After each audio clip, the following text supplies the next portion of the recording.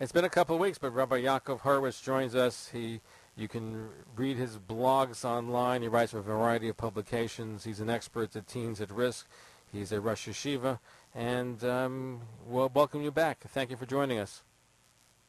I would say nice to be on, Zev. It's always a pleasure to be on your program, but the topic is one I'd rather not talk about. You want to talk to me about skill-based learning and differentiated instruction, blended learning with computers. I'd love to talk about that, but I guess that's not what you're calling about, huh? Well, I mean, I know Project Yes we've had on many times and do wonderful work with helping kids at risk. But in a sense, it is related to that because kids are at risk. We have a young lady, 8 years old, who's been at risk in Bet Shemesh, Israel. And by the way, because of all the focus, what the Haredim, this tiny group of extremist Haredim have done in Bet Shemesh is put a negative spotlight on all religious Jews. Because the average person can't differentiate between one to another. They all look the same to them. You know, Zev, I got to tell you, I look in external appearances and dress. I look a lot more like those fellows than someone like yourself does. And I cannot begin to tell you what it's like to I rode the train to the city yesterday from Suffolk, New York, from near my hometown of Muncie. It's horrible. It's just horrible. People are some people come up and ask you if you're relatively. It's just horrible. It's just there's such a chilul Hashem that we've allowed this to go on. And as I just posted. It's the second piece I've written on it in the last couple of days. 2 days ago, I asked people to write letters to the editor, and hundreds of people did so, wrote letters to the editor distancing themselves from this and condemning it in the strongest language. And I think that's what we have to do. We have to condemn it in the strongest language without one single however or but or qualifier. It's wrong, it's horrible, it's against the Torah, period, end of story. The only qualifier is that it's a tiny group of people. But the fact that we've allowed it to go on like this and we have not called them what they are, abusers, which I wrote in today's piece, I wrote that we have been abused as a community by these kanayim. An abuser is someone who uses threats and the specter of violence to get their way. And we have allowed these people to dictate public policy and to dictate, what's okay and what's not. And it's just extraordinary that we've allowed this to go on and haven't stood up to them. But the question is, even though I hear a lot of fighting words from yourself, I hear the good, I see many in Israel have condemned it, but at the end of the day, aside from the condemnation, what is being done to ostracize this group of Sakarim? First of all, even their name is outrageous. They're taking a name of a rebel terrorist group from the time of the second base Hamikdash, the second temple, and they were no tzaddikim, that this group. You read the history, just unbelievable who they're patterning themselves afterwards. They burned down the warehouses because in their rebellion against Rome, that they forced Jews to be hungry. They just had their own agenda, which they forced down people, similar to what they're trying to do today. But there should be some stronger condemnation from the organized community, putting them in chayim, doing all kinds of things to ostracize them, to show they're not part of the Jewish people. Well, I think the most important thing that we need to do in the first place is deliver very, very clear messages to our own children first and to our own communities. And that's the very first thing we should do. Look, every community has, and not every community, there are extremists in every society, but it's up to the mainstream people to speak up clearly, unequivocally, the same way we would if it was a question of Chilul Shabbos or anything like that. Nobody would say, well, they're violating the Shabbos, but you say this is wrong. You don't qualify it. I think that's what we need to do. Look, I have no words. It's a very sad state of affairs, and I think the vast majority. I wrote the first piece I wrote was Occupy Bet Shemesh, which is that the 99% need to speak up, and when the Terracotta guys went to Ahmadinejad a few years ago, and their children were sent out of school.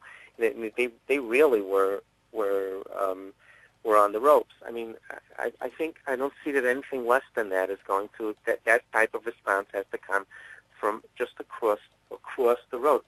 People need to speak up and do what we can to make very, very clear to the public at large, and to, again, as I said, to our own children, that this is not our derech, this is not our way, and what we need is a right bookend, Zev.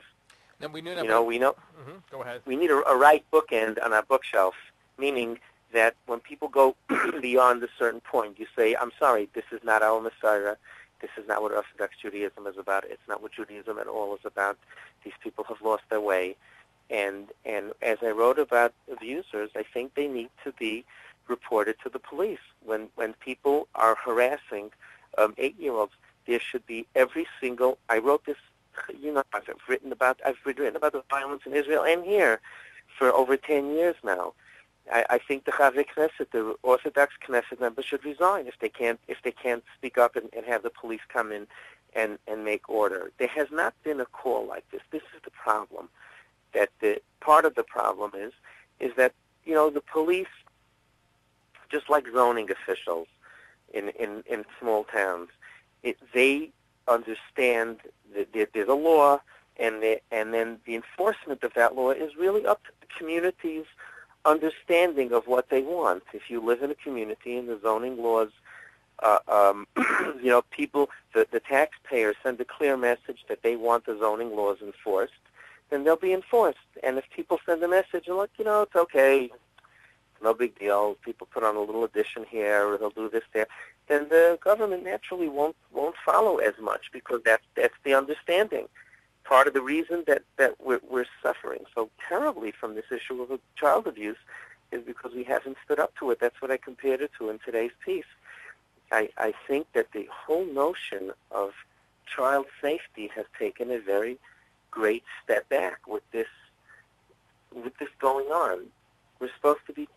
I really would encourage people to have a look at these points. There's 4 basic safety points that parents need to speak to their children. No one's allowed to make you feel uncomfortable. No secrets from parents. Good touching, bad touching. No one. You have to feel an ownership over your own bodies. So when someone says you don't have a right to make you feel uncomfortable, and children see that adults are able to do this to children and not immediately get arrested for it, but how are children supposed to process this? Hey, you're the adult. You're supposed to protect me. Like, how is this happening? It's really just a terrible, terrible development. I don't know what else to say, Zev. No, so in other words, what I'm trying to ascertain, similar to the case of people abusing children, you're an advocate that people should go to the police and not keep silent about that. From what I'm gleaning from what you're saying in Israel or anywhere where you see these extremists doing these terrible things, that people have an obligation to go to the police and report them. They should be arrested for doing what they're doing. Absolutely. Those police, I think that the mayor of Bet Shemesh should immediately resign. This has been going on for years. Abital is his name. It's been going on for years. He knows it's been going on. I was at a conference call. We had people that called me. I live in America. I'm an educator in Muncie. I was since 2008. I've been getting calls from people in Beit Shemesh asking for help, for tactical air support. For what's been going on there, and they know who these people are. The police are afraid because they feel that they don't have the community support. These people who are throwing stuff at, personally, I think when a person picks up a rock and throws it at a police officer, I think it's an insurrection. I think they should be arrested and jailed, and I think force should be used. If need be, it's a riot. So do what they would do with Palestinians. Why is it different than riots in Detroit?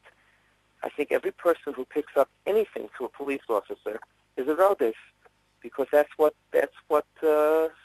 is what the thin blue line that keeps us safe and have a safe and normal functioning society is that we have law and order. And when people are encouraged or allowed to throw stones at police officers, I think they have a din of a rodef.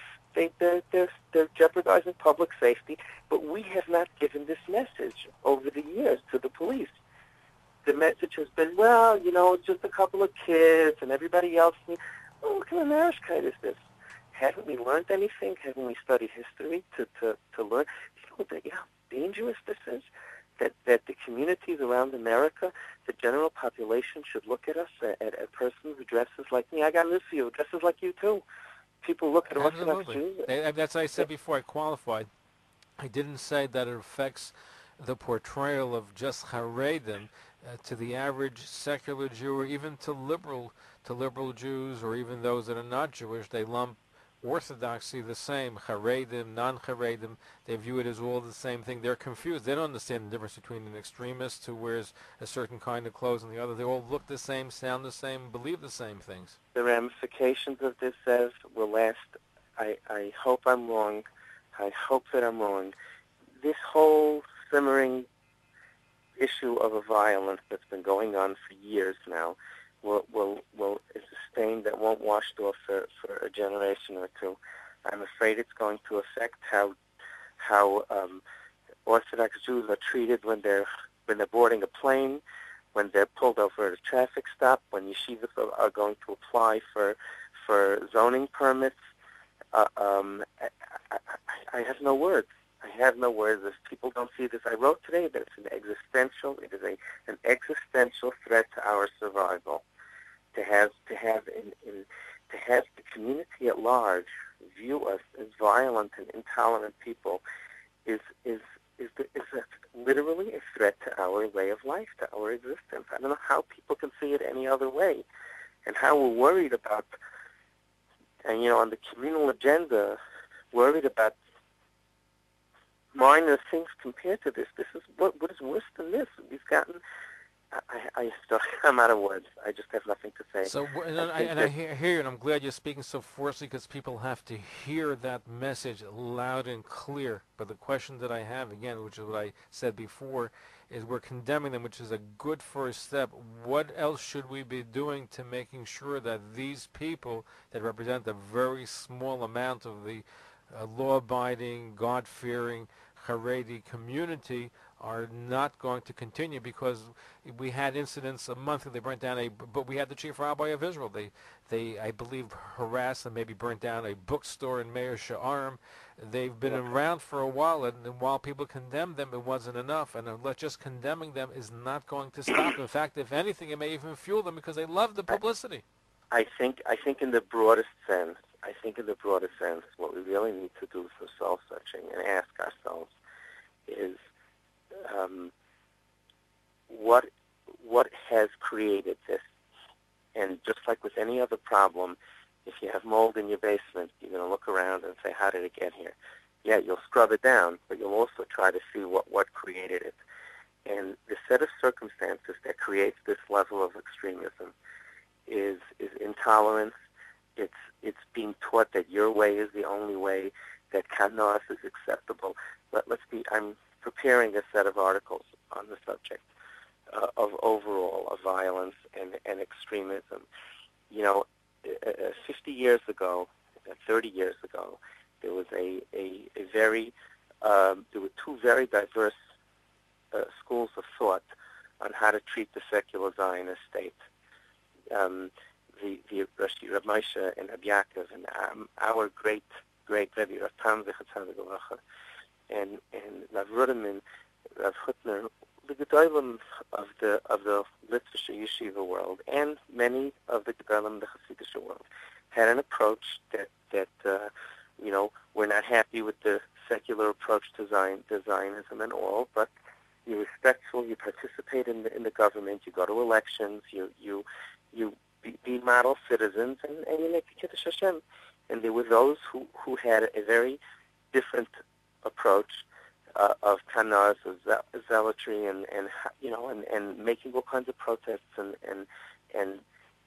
what happened is the people who had the more moderate approach were much quieter about it, and they didn't speak up. And when other people came and said, "Oh, you're doing the wrong thing," they didn't come back and say. They didn't push back. They said, "This is our way and this is your way." But the other folks didn't say that. They said, "This is our way. We're right. You're wrong." And now we should look back 30 years later or 50 years after the fact and say, "Hey, how did this come?" You know, the people in Eretz Yisrael, from the Haredi or the other ones, they're saying, "Well, it's not us, it's those extremists." Well, how did they come? You know, Rav Pam's Talmidim aren't doing this. My Rebbe, our Rebbe, had thousands of Talmidim. None of them are throwing stones, to my knowledge. And none of them are, there's a certain type of radical extremism that creates these fringe groups. So it's not enough to say, well, they're not one of your, what do you mean, they're your Talmidim. They're people who grew up in your school system. What did you do that got this? So that's the soul searching that has to take place. And we, as a community, have to stand up and say this is wrong. No equivocation. I don't want to hear one but. This is wrong. This is against every teaching of the Torah. And that's it. And hopefully, if we can get this message across, it will mitigate some of it. It's not going to wash it away. We're going to have to do a lot more to see to it that our children don't in any way think that this is laudatory. When I wrote about this a few years ago, someone wrote something pretty publicly, you know, talking about the people who are throwing stones. They care so deeply about Shabbos, and you know their love for Shabbos, it pains them so deeply. Oh, come on, give me a big break. Give me a big break. A person who picks up a stone is a Machal Shabbos. A person, a teenager or an adult who picks up a stone and throws it on Shabbos is a violator of Shabbos, period. I don't know what else to say. You know, I was in Dallas for when that was going on a few years ago. I was in Dallas for I was a scholar in residence in the shul there. And they had a beginner's minyan in the shul where people of very limited Jewish background came in for a much shorter prayer service. They had, the rabbi spoke, the people from the Kollel, it's called, I forgot, I don't even know what, it's an acronym for something or other. Dallas, Torah, something or other. And there were well over 100 people in the room. And it was so, I was in tears. It was so beautiful. It was so beautiful, you know. And you know, my impression of it, I walked away from there saying, look what these people are doing for Shabbos. Look how every person who was in that room walked. It was spiritual. It was beautiful. It was how could you even say that these people care more for people who are throwing stones in the Yesharim care more about Shabbos than the Kollel guys in Dallas or the outreach people around, or a decent person who gets up in the morning and goes to shul? How are we selling this off like this? That these people care deeply about Shabbos, and that's not why they're doing it. It started like that, perhaps. It started like that, but it sure is not like that anymore. No, I hear. Now, question though, did this whole Bet Shemesh controversy, what happened, does that affect also the segregated lines? Because does that mean that that's in the background? Is there a correlation, in your opinion, between how people have been treated even on the bus lines and this extension of it to violence in Bet Shemesh, as far as you're concerned? Well, let me put it to you this way. My Rebbe, our Messiah was not any part of this entire separate buses and separate this and separate sidewalks and separate everything. This is not how we were raised. This was not our Messiah, and I do not say our Messiah meaning tradition. And I'm not convinced that this is a good step. I don't think it's a good way to go, personally. Now, if you go to New Square, for example, they have their own. The New Square is a small square. It's a small, it's a little. They made their own town, like Monroe, like some of the other own village. Communities. The village in It's their own village. They have separate sidewalks there, in New Square. There's signs. It's a small community. It's very crowded. Whatever. That's what they do. I went there I was there for a wedding a few months ago with my wife. This is certainly, this is not my cup of tea. This is not how we raised our children. This is not what I do myself. I go for a walk with my wife whenever I can. This is not my kind of thing. But you know something? It's their town. They want to live this way. It's not, again, not my cup of tea. But they're entitled. Gesundheit. That's the point that's been made in America and Israel. If it's a private bus company, that's then exactly you it. can make a decision to go on that bus or not because it's a private one. No, that's it. They made their village. These are the rules. They're the home team. And I separated from my wife. You know, we walked on different sides of the street out of respect to the people there. And I think that's the way it should be. We should show the respect and kavod for people as they wish to live their lives. That's perfectly fine. But don't move into a mixed neighborhood and start pushing everybody else around. What's incredible about this business in Bet Shemesh is that these guys moved into a mixed city. They didn't go and make their own city and you know, the Dati Lumi and the matter of fact people moved into there. These guys moved into a mixed city. If they were so holy, why did they go there? You know why they went there? Because the fighting is something they enjoy. They were picking a fight. If they wanted to live by themselves, so go make your own village and do whatever you want. Nobody, it's abuse there. That's what I wrote in the piece today. What they're doing is they're abusing the community. And what happened is our sin in all this is that we have been too passive. We have been too passive. Exactly, and I'm glad you're speaking. People like you speaking out, I think it's going to make a big difference. So they're coming here. You know, the heads of the institutions are coming to America and making parlor meetings, and people are going to them, and nobody's calling them on it and saying, "Why are you doing this? Why are you people throwing stones? Why are you allowed to do this?" We need to get some moxie and say, "This is not our derech. This is not Yiddishkeit. This is not our Messiah.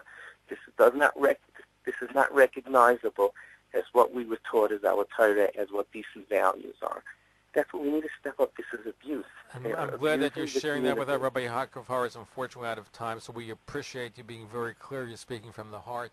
And Rabbi Yakov Horowitz is the founder of Union Yeshiva Darchei Noam of Muncie, also director of Agudat Israel's Project Yes. You can read him in the Jewish Press, the Mishpacha magazine, and online at rabbihorowitz.com. Thank you for being with us. We look forward to having you back again very, very soon. Thank you very much, Zev. And just one message to parents on a positive note.